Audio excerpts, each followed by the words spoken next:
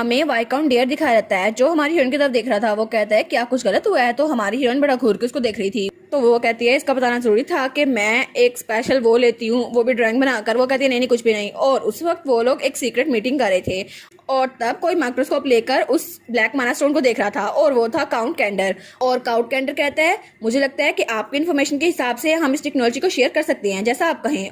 और आखिर में उसने ओथ ले लिया था पिंकी प्रॉमिस करके। तो तब वो तीनों वहां पे बैठे हुए थे और हमारी हीरोइन छोटी सी चेयर पे बैठी थी और वो दोनों अड़ के बेबी चेयर से बैठे हुए थे। वो कहती है ये एक सीक्रेट है, तुम लोग को पता है। वो कहता है अच्छा ये सीक्रेट है। तो वो कहती है तुम लोग को पता है ना, वैसे भी पेपर कंपनी के बारे में तुम लोगों ने सुना होगा। वो कहते हैं क्या पेपर कंपनी।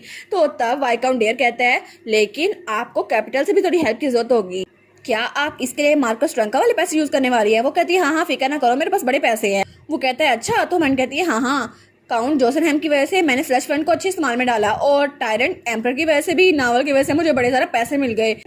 तो वो कहता है लेकिन माना स्टोन को ट्रांजैक्शन करने के लिए हमें इंपीरियल पैलेस की जरूरत पड़ेगी है ना, तो ओवरसीज के लिए भी हमें ये सब कुछ करना पड़ेगा। तो मैं आज से ये सारी तैयारी शुरू कर देता हूँ। वो कहती है ठीक है। और वैसे भी ये ब्लैक माना स्टोन मुझे लगता है कि ये माना लेस नहीं है, क्योंकि मेरी नज़रों में ये तो एक ब्लैक गोल्ड है जो हमारे लिए बहुत ज़्यादा पैसे कमाने वाला है और ये तो मेरे लिए बिल्कुल तेल का काम करेगा और मैं इस जनरेशन की सबसे अमीर लड़की बन जाऊंगी। और वो सोचती है मैं तो यही सोचा था, लेकिन मुझे क्या पता था कि मेरे दोनों भाई वो मुझसे कहेंगे कि तुम्हें हमें कोई गिफ्ट दे रहा था ना, तो वो माना स्टोन हमें दे दो। तो उसका भाई एक्सियोन कहता है कॉटन बाल, आखिर तुम्हें कौन सा पसंद है, मैं या फिर एरिस। तो एरिस कहता है ऑफ कोर्स वो मुझे गिफ्ट देगी ना, क्योंकि मैं उसे ज़रा पसंद हूँ। तो तब ड्यूक कहता है तुम दोनों थोड़े छोटे हो, वो मुझे ज़्यादा पसंद करती हूँ, मैं उसका डैड हूँ। तो वन कहती है क्या आखिर ये लोग ऐसे बात क्यों कर रहे हैं, मैं एम्प्टी माना स्टोन इनको देने तो नहीं वाली, क्योंकि अब उसमें मैजिक है। अब मैं इनको क्या बताऊँ कि मैं इनको मैजिक स्टोन नहीं दे सकती, क्योंकि उसी से तो मुझे पैसे कमाने हैं। अब मैं इनको क्या बहाना बनाऊँ। और उसके बाद सीन चेंज होता है और हमें कुछ दिनों बाद का सीन दिखाया जाता है जब वो बगी में कहीं जा रहे थे और उसके सामने एरिस और एक्सियोन भी थे। तो एरिस कहता है मुझे पता नहीं था कि तुम्हें ऑक्शन में इतना सारा इंटरेस्ट है। तो वो कहता है लुलू क्या सच में तुम्हें इंटरेस्ट है। वो कहती है हाँ हाँ मुझे बहुत ज़्यादा इंटरेस्ट है। और वो सोचती है एक फैंसी मास्क पहन के मैं तो एक सूटकेस लेकर आऊंगी और मैं कहूंगी 120 मिलियन कैश। और ये तो मेरा हमेशा से ड्रीम था कि मैं ये सब कुछ करूँ बिल्कुल गैंगस्टर्स की तरह। तो वो कहता है हाँ हाँ अच्छा है, लेकिन तुम्हें सॉफ्ट पुडिंग पसंद नहीं है ना, तुम्हें बिल्कुल गैंगस्टर की तरह बनना है। वो कहती है ऑफ कोर्स ऑर्डिनरी चीजें मेरे लिए नहीं बनी। वो कहता है हाँ हाँ मुझे लगता है मेरा गिफ्ट भी इतना स्पेशल होने वाला है, तुम मुझे माना स्टोन देने वाली थी ना। वो कहती है नहीं नहीं मैं तुम्हें माना स्टोन से भी ज्यादा अच्छी चीज देने वाली थी। तो वो कहता है अच्छा वो क्या चीज है। तो हमारी कहती है लूलू फ्लावर, और वो बड़ी क्यूट सी हरकत करके दिखाती है उनको। तो उसको ये देखकर दोनों भाई दिल में तो बिल्कुल गिर गए थे, लेकिन उसके सामने वो बिल्कुल खामोश थे। वो कहते हैं कितनी ज़्यादा अडोरेबल है ना। वो कहता है ऑफ कोर्स लूलू फ्लावर तो सबसे ज़्यादा बेस्ट है। तो एरिस कहता है हाँ हाँ मैंने भी कभी इतना लवली फ्लावर नहीं देखा। तो हमारी हीरोइन एम्बेरस हो गई थी। वो कहती है मुझे ऐसा क्यों करना पड़ रहा है। और वो कहती है आखिर में मैं ऑक्शन हाउस जा रही हूँ और जब मुझे पता चला कि वाइकाउंट डियर ने मेरे फादर से बात की है कि ऑक्शन में कुछ लोग जीत गए हैं, तो मैं बिल्कुल पीछे नहीं रह सकती थी। मैंने कहा मुझे भी वहाँ जाना है, क्या पता मुझे कोई स्वॉर्ड मिल जाए या कुछ और चीज़। और तब वो बगी से नीचे उतरने लगती है। वो कहती है वैसे भी मैं पहली बार अपनी फैमिली के साथ आउटिंग में जा रही हूँ और उसके दोनों भाई उसके साथ थे। वो कहती है मैं बहुत ज़्यादा एक्साइटेड हूँ। और तब हमें ऑक्शन हाउस का सीन दिखा जाता है जहाँ पर बहुत सारे लोग बैठे हुए थे और बहुत सारी चीज़ें थी। और तब हमारी हीरोइन वो सोचती है मैंने जैसा इमेजिन किया था ये वैसा ही है। और तब वहाँ पर बहुत सारी चीज़ें दिखाई जा रही थी और उसने एक बनी मास्क पहना हुआ था। वो कहती है ये तो ब्लैक मार्केट ऑक्शन है ना। तो एरिस कहता है ये तो एक रेगुलर ऑक्शन है ना, यहाँ पर अपनी आइडेंटिटी छुपाने की कोई जरूरत नहीं है। वो कहती है हाँ हाँ मुझे पता है। तो तब वहाँ पर जो आदमी चीज़ें बेच रहा था वो कहता है तो नेक्स्ट आइटम है एक टेलीस्कोप जिसकी वजह से आप खजाने को ढूंढ सकते हैं। वो कहती है क्या एक टेलीस्कोप, क्या ऐसा पॉसिबल है। तो तभी उसे लूफी याद आता है वन पीस से। वो कहती है लगता है उसके पास जो टेलीस्कोप था ना उसकी वजह से उसने खजाना पता किया था, लेकिन अभी तक उसे मिला क्यों नहीं। तो वो आदमी बड़ी तारीफें करते हुए कहता है इससे आपको खजाना भी मिल जाएगा, उसके साथ हिडन डिटेल भी मिल जाएगी और फुल डिस्क्रिप्शन भी। वो कहती है इतनी सारी चीजें बताने की क्या जरूरत है, ये तो बिल्कुल एड्स की तरह करे जैसे कमर्शियल आते हैं ना, बिल्कुल वैसे। तो एरिस कहता है अगर तुम्हें ये खरीदना है तो मुझे बता दो, मैं तुम्हें खरीद के दे दूंगा। तो एक्सियोन कहता है क्या ये पैसों की वजह से है, मैं खरीदूंगा तुम फिक्र ना करो। तो हमारी कहती है मेरे पास भी पैसे है, आखिर अगर मुझे खर्च करने हुए तो मैं अपने पैसे खर्च करूंगी ना, और तुम लोग तो अकेले रिच नहीं हो ना, मैं भी रिच हूँ। तो तभी उसके पास आती है आखिर में finally long awaited final item यहाँ पर आ चुका है। वो कहती है क्या अब ये क्या चीज़ है। और तब वो कहता है आप लोग हैरान रह जाएंगे क्योंकि यहाँ पर ये लड़का है और वहाँ पर वही लड़का था जिसे हमारी हीरोइन ने देखा था और उसकी आंखें पर्पल कलर की थी। वो कहती है ये तो ज़रूर वही होगा ना जिसके बारे में मुझे उस एंजल ने बताया था, लेकिन ये आखिर मेरे ख्वाब में आया था, तो ये यहाँ पर कैसे है। और वो सोचती है मैंने कभी सोचा नहीं था मैं उसे यहाँ पे मिलूंगी ब्लैक ऑक्शन हाउस में। तो वो आदमी जो उसे बेच रहा था वो कहता है ये बहुत ज़्यादा एक्सपेंसिव है इसकी ब्यूटी और रेयरिटी की वजह से, और इसकी वजह से हमारे पास एक रिमोट भी है जिसको कंट्रोल करता है इसके कॉलर को जो उसके गर्दन में लगा हुआ है। तो तभी वो उस रिमोट को दबाता है और वहाँ पर हर तरफ बर्फ बर्फ हो गई थी। तो तभी वो आदमी पीछे हो जाता है, वो कहता है ओ माई मुझे लगता है कि मैंने इसको कुछ ज़्यादा ही यूज़ कर लिया है, लेकिन आप इसको यूज़ कर सकते हैं, आप ज़रा इस पर देखें। और इसकी वजह से इसके इर्द गिर्द एक आयरन केज भी है जो किसी जानवर की हड्डियों से बना है और इसकी वजह से ये इसको तोड़ नहीं पा रहा। तो सब लोग कहते हैं वाह ये तो बहुत ज़्यादा पावरफुल लग रहा है और इसके पास ऑरा भी है। तो तब वो कहता है लेकिन फिक्र ना करें, इसके इर्द गिर्द जो रिस्ट्रेन है वो इसकी एबिलिटी को कंट्रोल किए हुए है, इसकी वजह से वो आपको मार नहीं सकता, और मेरे हाथ में जो रिमोट कंट्रोल है वही इसको कंट्रोल करता है और ये बहुत ज़्यादा पावरफुल है और इसको पॉइजनस फ्लावर कहते हैं। तो तब वो कहता है ठीक है हम लोग 1 बिलियन से स्टार्ट करते हैं, तो अगर किसी को लगानी है बोली तो लगाए। तो तभी कोई कहता है 1.04 बिलियन, तो दूसरा कहता है 1.2 बिलियन, और तभी हमारी हीरोइन भी वहाँ पर थी। तो एरिस कहता है आखिर ये सब कुछ करने की क्या जरूरत थी। तो एक्सियन कहता है कितना बोरिंग है ना। तो हमारी सोचती है सच में ये तो एक यंग किड है ना, लेकिन ये सब कुछ करने की जरूरत क्या थी, और ये अच्छा नहीं होगा अगर उसको किसी ने खरीद लिया, मे भी अपनी पूरी लाइफ वो एक टूल की तरह गुजारे। तो वो सोचती है मैं इसको खरीदना तो चाहती हूँ लेकिन अगर ऐसा हुआ तो मेरे लिए खतरा हो जाएगा। और तभी नोटिफिकेशन आती है डियर रीडर कभी भी स्वीट एक्सटीरियर से फूल ना हो जाएगा, आपको एरिस भूल गया है, वो कितना ज़्यादा अच्छा दिखता था लेकिन दिल में वो आपसे नफरत करता था। तो वो कहती है कि सच में मुझे ये करने की जरूरत है, और वो कहती है आखिर मेरे भाई पे कर्ज क्यों किए जा रहे हो तुम।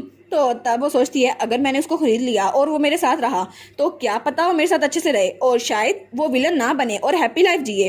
लेकिन अगर ऐसे ही हुआ तो हर रोमांस फैंटेसी नॉवल में ऐसा ही होता है, मैं उसकी देखभाल करूंगी और फिर वो मेरे साथ ऑब्सेस हो जाएगा। सबसे पहले उसमें टॉप क्वालिटी है, ब्यूटीफुल स्लेव है वो, दूसरे नंबर पे उसके पास ऑसम स्पेशल एबिलिटीज है और जरूर वो नोबल ब्लड से होगा और ज़रूर वो किसी रून कंट्री का प्रिंस होगा, है ना। लेकिन अगर ऐसा ही हुआ तो एक नॉर्मल फीमेल लीड की तरह जो उसको बचपन में लेगी और फिर उसको आज़ाद कर देगी।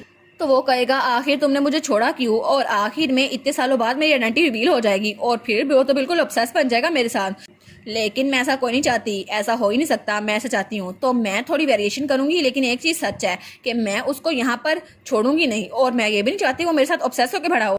तो तब वो अपना नंबर 7 का बोर्ड खड़ा करती है, वो कहती है 10 बिलियन। तो सब लोग कहते हैं क्या 10 बिलियन। तो हमारी कहती है ठीक है मैं उसको खरीदूंगी तो सही, लेकिन मैं उसको रेज नहीं करूंगी, वो मेरे साथ नहीं रहेगा। तो सब लोग हमारी हीरोइन की बात सुनकर बहुत ज्यादा परेशान हो गए थे। वो कहते हैं क्या 10 मिलियन या 10 बिलियन, हमने सही सुना ये 10 बिलियन की बात करी है। और सब लोग बहुत ज्यादा परेशान हो गए थे। वो कहते हैं आखिर इतने पैसे किसी के पास एक साथ कैसे आ सकते हैं। और तभी वही बच्चा उसकी तरफ देख रहा था और वो सोचता है आखिर ये किसने किया है, इतनी सारा रकम कौन लगा सकता है। तो हमारी हीरोइन वो अपने भाइयों के साथ बैठी थी तो उसका भाई कहता है व्हाट द हेल। तो एक्सियन कहता है क्या तुम उसे खरीदना चाहती हो, और वो तो नाखुश लग रहा था। तो हमारी सोचती है मुझे लगा ही था ये नाखुश होगा। तो एरिस कहता है आखिर तुम्हें उस जैसा कोई क्यों चाहिए, वैसे भी तुम्हारे पास हम दोनों हैं ना तुम्हारे भाइयों के तौर पर। वो कहती है आई मीन मैं उसे लेना चाहती थी लेकिन मुझे नहीं पता था कि एरिस भी इस बात के खिलाफ होगा। वो कहती है ये बहुत ज़रा पिटीफुल है क्योंकि कितना डिफिकल्ट होगा ना अगर किसी और ने इसको खरीद लिया, और मैं चाहती हूँ कि मैं उसको रिलीज कर दूं ताकि उसको कोई भी चोट ना पहुंचे। तो उसके दोनों भाई बहुत ज़्यादा खुश हो गए थे। तो एक्सियन कहता है हाँ हाँ मेरी बहन तो बहुत ज़्यादा अच्छी है। तो एरिस भी थोड़ा पुरसुकून हो गया था, वो कहता है हाँ बिल्कुल मैं ये बात समझ सकता हूँ। तो एरिस कहता है ठीक है तो हम उसको रिलीज कर देंगे, बस हमें उसे खरीदना होगा, है ना, वैसे भी हमारी छोटी बहन बहुत ज़्यादा अच्छी है। तो तभी वो आदमी कहता है ठीक है अब और बिड्स नहीं, नंबर 7 आपको ये लड़का मिल चुका है, कॉन्ग्रेचुलेशन। लेकिन तभी उसको कुछ होता है और उसकी नाक से और मुंह से खून निकल रहा था और उसकी आंखें लाल हो रही थी। और तभी वहां पर जो लोग काम कर रहे थे सबके साथ यही हो रहा था। वो लोग कहते हैं कि यार आखिर ये हो क्या रहा है। तो हमारी लुटीशा भी वहीं पर थी और वो उनको ये करते हुए देख रही थी। वो कहती है आखिर यहाँ पर हो क्या रहा है। तो तभी वहां पर एक्सियन उसको उठा लेता है और एडिस कहता है ये बहुत ज़्यादा जल्दी हो गया है लेकिन हमें आराम से यहाँ से निकलना होगा, सबसे पहले हमें यहाँ से निकलना होगा ताकि ये मसला हम तक ना आ जाए। तो तभी हमारी लुटीशा वहां से जा रही थी तो तब वो दिल में कहती है बाय, और तभी वो बच्चा उसे जाते हुए देख रहा था। वो कहती है तुम आराम से रहना क्योंकि ये हमारी पहली और आखिरी मुलाकात होने वाली है। और उसके बाद सीन चल होता है और हमें रात का सीन दिखाया जाता है और ड्यूक का मेंशन, और वहां पर वो लोग घर वापस आ गए थे।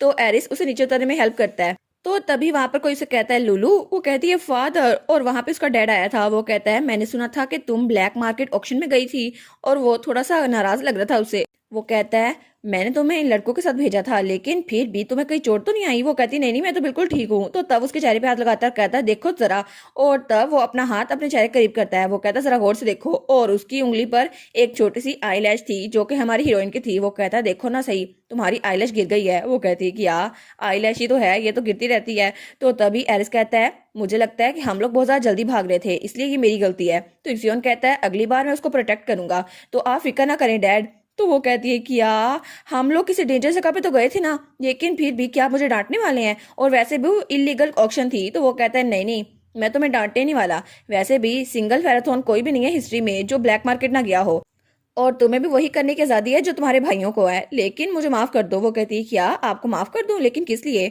वो कहता है मैं चाहता था कि तुम अकेले जाओ, लेकिन मैंने तुम्हारे साथ तुम्हारे भाइयों को भेजा, और शायद मैंने तुम्हें वो आज़ादी नहीं दी जो तुम्हारे भाइयों के पास थी। तो वो कहती है क्या? वो कहती है नहीं नहीं इट्स ओके, वैसे भी मेरे पास मैजिक नहीं है खुद को प्रोटेक्ट करने के लिए, और इसका मतलब है कि हम लोग फैमिली है ना, तो मुझे फर्क पड़ता है, आप लोग मेरे साथ ही रहे तो अच्छा लगेगा। तो तब ड्यूक स्माइल करता है। वो कहता है अच्छा। वो कहता है ठीक है, तो तुम मेरी इकलौती बेटी हो, ठीक है, तो दोबारा ऐसा कभी ना करना। वो कहती है ऑफ कोर्स। और तभी वहां पर एक स्पाई भागता हुआ आता है। वो कहता है योर एक्सलेंसी, बहुत बड़ा मसला हो गया है, हम पे अटैक हुआ है। तो वो सारे कहते हैं क्या अटैक हुआ है? तो तब जियोन कहता है आखिर ड्यू के कैसल पे अटैक करने की हिम्मत किसकी हुई, और कौन यहाँ पर आ गया है? तो एरिस कहता है वो लोग कितने हैं, आखिर उनकी फोर्स कितनी ज्यादा है? तो वो कहता है नहीं नहीं, वो कितने लोग नहीं है, सिर्फ एक बच्चा है, एक छोटा सा बच्चा। तो हमारी कहती है क्या छोटा सा बच्चा?